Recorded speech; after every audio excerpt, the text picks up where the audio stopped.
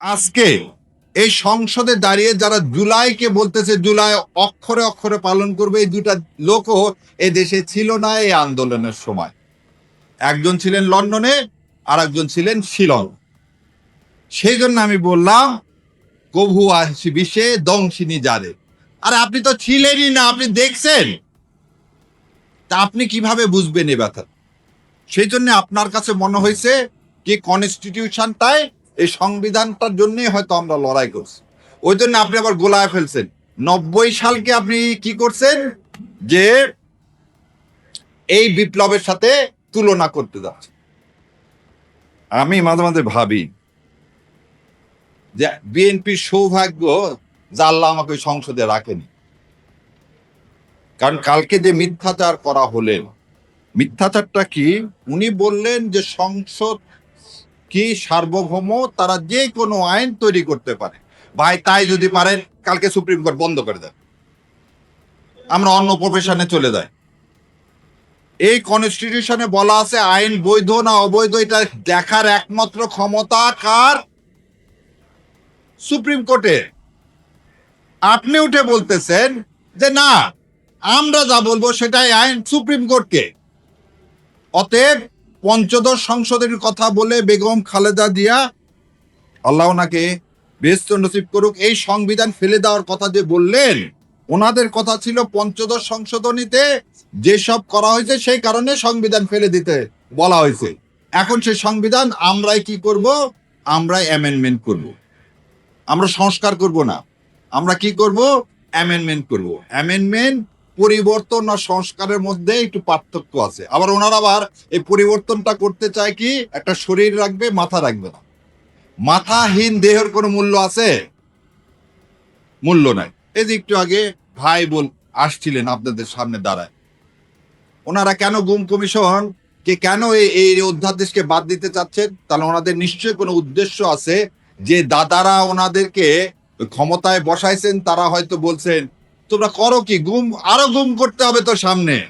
ওই জন্য মাননীয় স্বরাষ্ট্রমন্ত্রী বলছেন মবের নামে রাস্তায় নামতে দিব না। তাহলে একটার সাথে আর একটার সম্পর্ক দেখেন। এবার আমি আপনাদেরকে আর একটা দিকে নিয়ে যাব, সেটা হচ্ছে রাষ্ট্রের আমরা জনগণ এই সংবিধান অনুযায়ী মালিক। তাহলে আমি মালিক, আমি মালিক হয়ে আমি হাঁ ভোটে ভোট দিছি এবং 70% লোক হাঁ ভোটে ভোট দিছে। তাহলে আমি জনগণ, রাষ্ট্রের মালিক। আমি এখন মালিক হয়ে, তুমি সরকার তোমাকে আদেশ দিচ্ছি তুমি জুলাই সনদ যা যা আছে তাই পালন করো, তা মালিকের কথা কি তুমি কি করতে পারো? অগ্রাহ্য করতে পারো? গভর্নমেন্ট, সরকার কি? সরকার জনগণের চাকর, একদম সহজ সরল কথা। চাকর যদি কি করে, মালিকের কথা না শুনে, সে চাকরে আপনি রাখবেন? রাখবেন না রাখবেন না? রাখবেন না।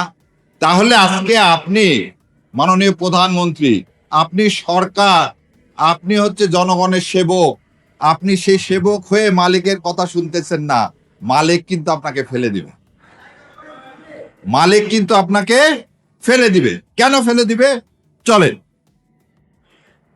আপনি আমাদেরকে বলছেন যা কিছু হয়েছে এখন পর্যন্ত সব সংবিধানের আলো, সব সংবিধানের আলো। ঠিক আছে, শেখ হাসিনা একটা ক্লিপ বের হয়েছে গত পরশুদিন, যে ভাই বললেন ভাইকে গুম করা হয়েছে, আয়না ঘরে রাখা হয়েছে। আমি চাইছিলাম ভাই আয়না ঘরের বর্ণনা দেখ।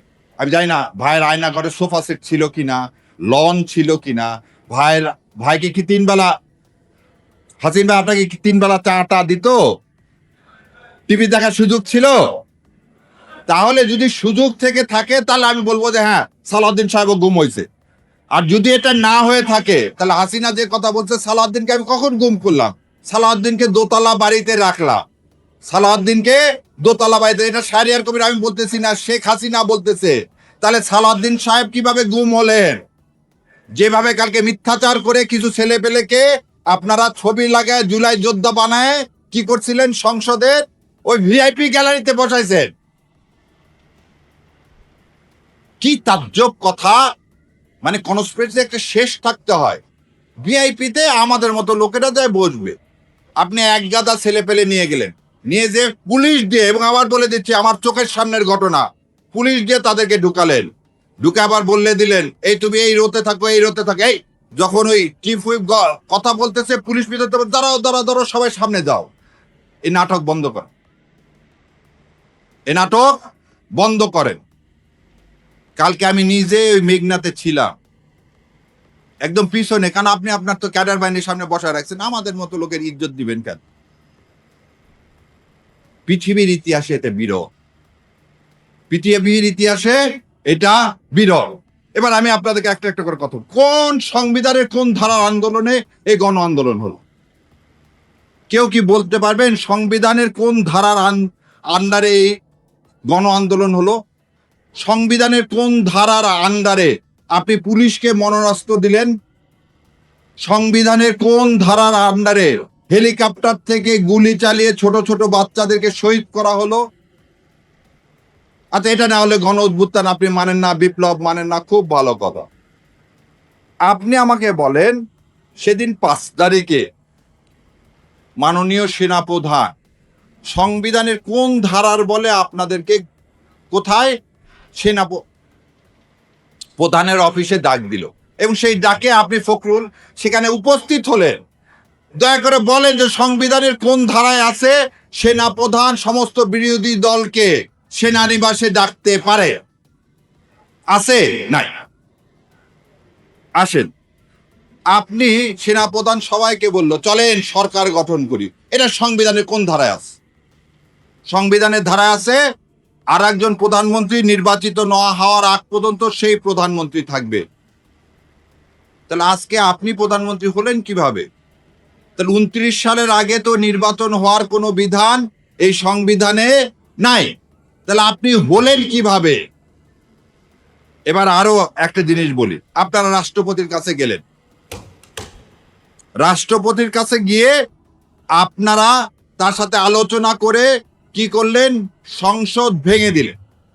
সংসদ ভেঙে দেওয়ার জন্য সংবিধানে আছে প্রধানমন্ত্রীর সাথে আলোচনা ক্রমে তার অনুমতি ক্রমে সংসদ ভেঙে দিতে হবে।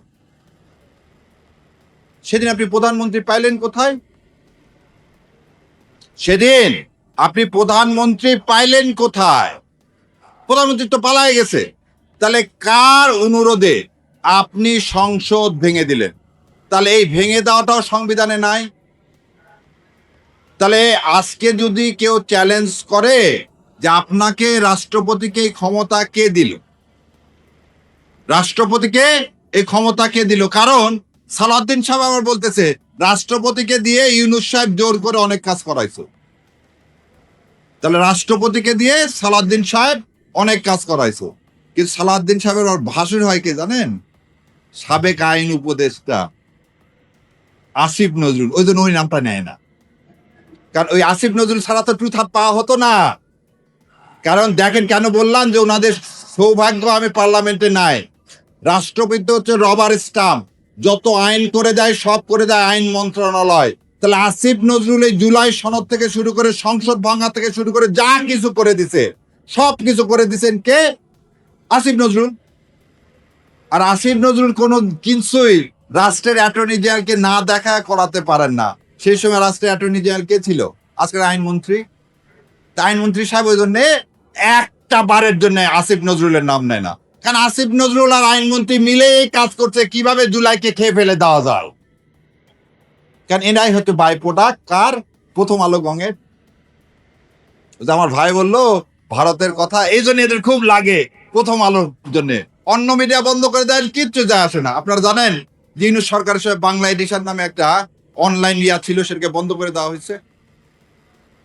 সেটা নিয়ে তো হাউকাউ নাই। সো কেন এই কথাটা বললাম আবার বোঝে। আসিফ নজরুল রা কি করল? আসিফ নজরুলরা কি ষড়যন্ত্র করলেন? আসিফ নজরুলরা ষড়যন্ত্র করলেন কিভাবে বিএনপিকে ক্ষমতায় আনা যায়। সেই জন্য সংসদে বলতেছেন যে কে রাষ্ট্রপতিকে দিয়ে সব কাজ করাচ্ছে। কে করাচ্ছে? তত্ত্বাবধায়ক সরকার। তত্ত্বাবধায়ক সরকারে কে? আইন পাস কি ইউনূস সাহেব করেন? আইন তৈরি কি ইউনূস সাহেব করেন? আমি চ্যালেঞ্জ দিয়ে যাচ্ছি, যদি বিএনপির ভাইরা দয়া করে আজকেও সংসদ বসবে, একটু যদি বলতেন যে আইন তৈরি আসিফ নজরুল ছাড়া আর কেউ যদি করে থাকে এবং সে আইন যদি রাষ্ট্রপতির কাছে রাষ্ট্রপতি নিজে তৈরি করে থাকে, আমি আমার কান কেটে দেব।